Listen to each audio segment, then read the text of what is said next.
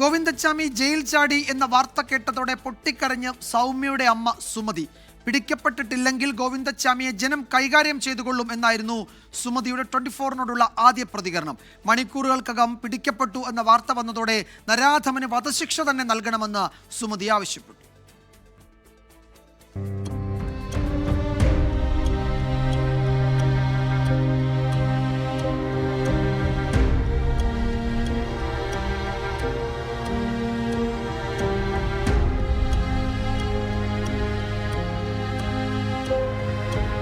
അവനെ പുറലോത്ത് എത്തിയിട്ടുണ്ടെങ്കിൽ ജനം അവനെ ഇല്ലാതെയാക്കും. കണ്ടോളൂ, എത്രയോ ആൾക്കാർ എന്നോട് തന്നെ പറഞ്ഞിട്ടുണ്ട്, അവനെ പുറത്ത് കിട്ടിയാൽ മതി, ഞങ്ങൾ തീർത്തോണ്ട് ഞങ്ങൾ ജയിലിൽ പോയി കിടക്കാൻ തയ്യാറാണ്.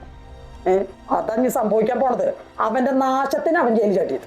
ഗോവിന്ദച്ചാമി കണ്ണൂർ സെൻട്രൽ ജയിലിൽ നിന്ന് ചാടിയ വാർത്ത 24 ആണ് സൗമ്യയുടെ അമ്മ സുമതിയെ ഫോണിൽ വിളിച്ചറിയിച്ചത്. ആ നിമിഷം മുതൽ സുമതിയുടെ മുഖത്ത് ആശങ്കയും അമർഷവും.